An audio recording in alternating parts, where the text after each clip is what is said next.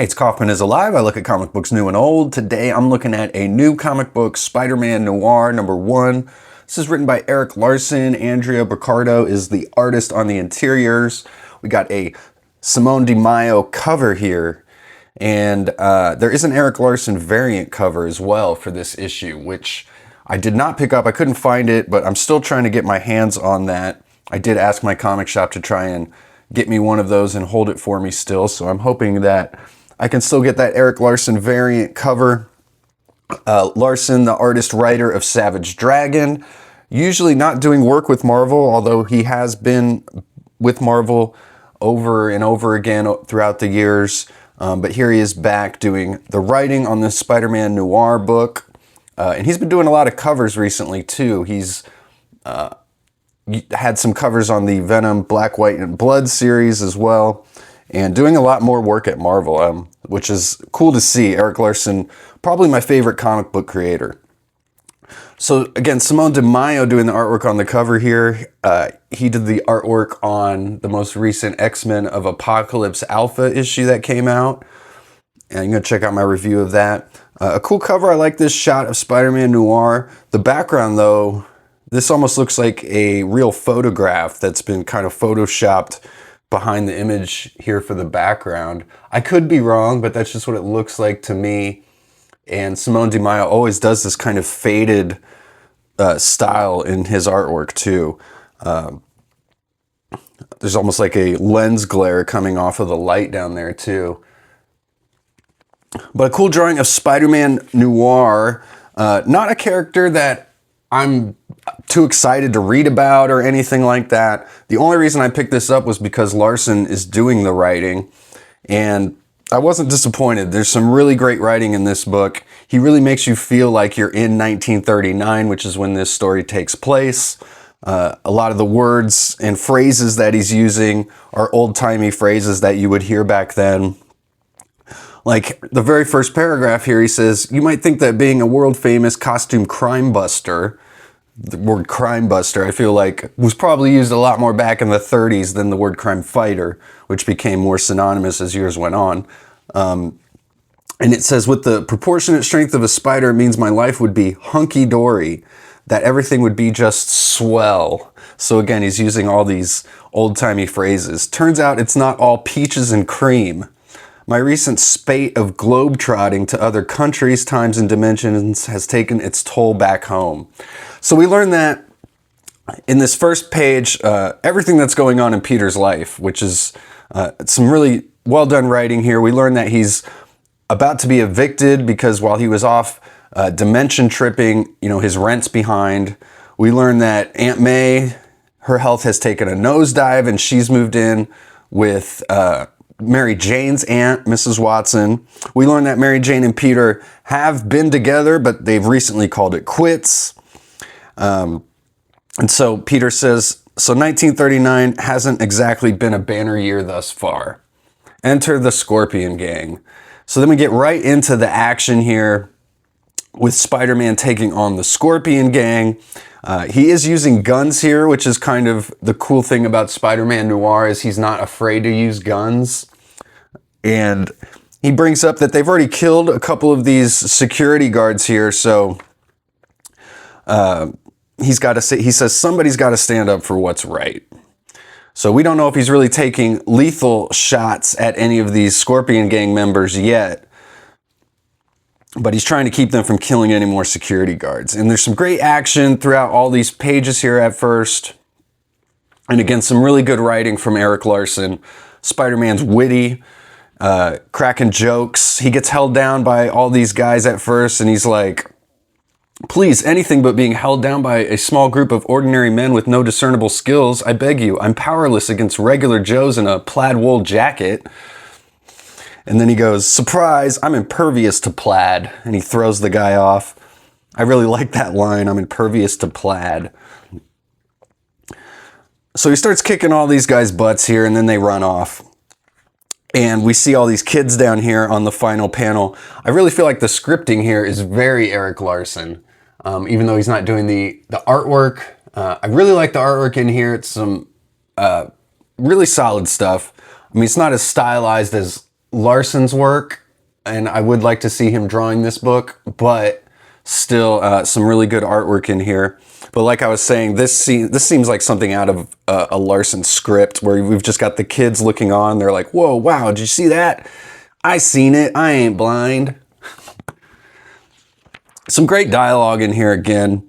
And I like Spider-Man being like this private eye, this detective. The powers that he has just fit perfectly into him being kind of this sneaky detective. It's really cool. I mean, this Spider-Man Noir character reminds me kind of like Batman. You know, he's like a Batman with a sense of humor. Is kind of how the Spider-Man Noir character kind of is portrayed, in my opinion. But the cops, like in any good Spider-Man comic, they've got no time for Spider-Man here. So Spider-Man beats it. He's apologizing to his landlord about the rent. And then she walked through the door and into my life. So we finally meet Gwendolyn Stacy, as she is called here in this book. And she wants Peter to find out who killed her father. So we set up the mystery here. The phone rings. Peter's baffled how he still has a phone line because he hasn't paid it for months. But it's just Aunt May checking up on him. And we learn that Aunt May knows about his identity as Spider-Man. And she keeps checking in on him. There's kind of a funny line here where he says, "The last thing I need is a 78-year-old widow telling me how to fight crime." So he appreciates her checking in on him, but she doesn't really need or want her advice. So we see the door here, Peter Parker, private eye. He looks cool in the leather jacket as well. I could totally see Nick Cage actually playing a live action version of this Spider-Man, although he would obviously have to be a bit older than he's kind of portrayed here. He looks like he's still in his like mid-20s at this point, but at least he's not a teenager. I do like that aspect of this character as well. He's a grown man. So he goes to investigate the body of Gwen Stacy's father here, and one of the police officers show up and tell him to scram, and Peter comes back as Spider-Man after hours to look at the body. He finds some sort of thread in his hair, so he takes that as evidence so he can go check it out in his lab.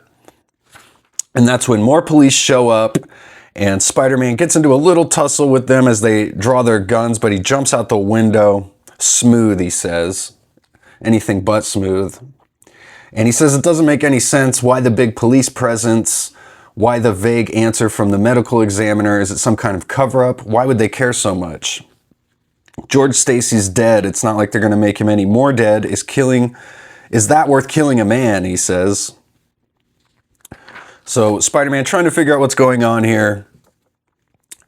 He meets up with Gwen one more time. He finds out that it was just her and her dad, so she's single. And we see that her dad had this giant safe, which she doesn't happen to have the combination to, but Spider-Man's saying, I don't think it's going to be a problem trying to break into it, because of course, he's Spider-Man. Then we get another page with Peter. He's having dinner or breakfast with Aunt May here. And this is just a page just to kind of give them some sort of dialogue and relationship. And again, puts the book in the 30s. They're talking about The Wizard of Oz. She is saying that he should go see a movie to kind of relax.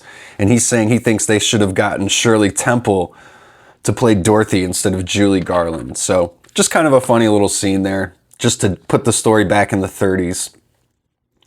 Then we get one final action scene with Spider-Man Noir battling Nazis here. Larsen loves having his superheroes punch Nazis, so we get that. We see Flittermouse has stolen all the money from the World's Fair, so Spider-Man goes after him here. He's able to stop him, and all the money gets thrown into the air, and all the people start collecting all the money. And the cops are saying, if you were really on our side, you would have recovered the cash. And Spider-Man's just like, what's the use? Even when I win, I lose, he says. But then he finds $5 kind of stuck to his jacket there. So again, this is kind of funny. He goes, so at least I got a free meal with my efforts, and with the change, I can go to the World's Fair and a movie, maybe even bring a date, all for $5. He can do all this for $5, which shows you how much value our money has lost over the last about 90 years or so. And then again, I like this final scene because it makes this world feel lived in. I feel like a lesser writer would just have him order coffee. The waitress would be like, okay, thank you. And then she'd bring back the coffee.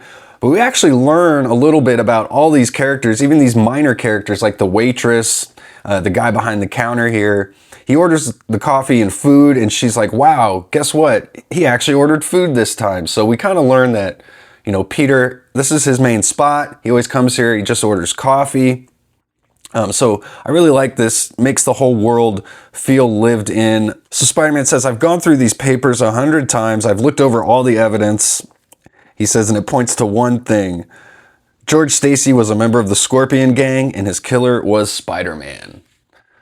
So we get kind of the very first thing that we saw was Spider-Man using guns and kind of trying to justify it. And we see that this has all come back to haunt him because it turns out that perhaps Spider-Man shot Gwen Stacy's father at the beginning of this book, not knowing that it was him, obviously. We find out that the Scorpion Gang is working with the police department, which explains why they didn't want anyone snooping around the coroner's office there. So this sets up a pretty cool mystery. I really like this issue a lot. I'm definitely going to be sticking around for the rest of it. There's also this great final page, like a Daily Bugle mock-up with the credits of everybody working on this book here. We've got Joe Sabino doing the letter here and Rachel Rosenberg doing the colors in this book, which I hadn't mentioned yet. So really great first issue, Spider-Man Noir. Definitely keep your eye out for the ERIK Larsen variant covers as well. And thanks again for watching. Go read comics.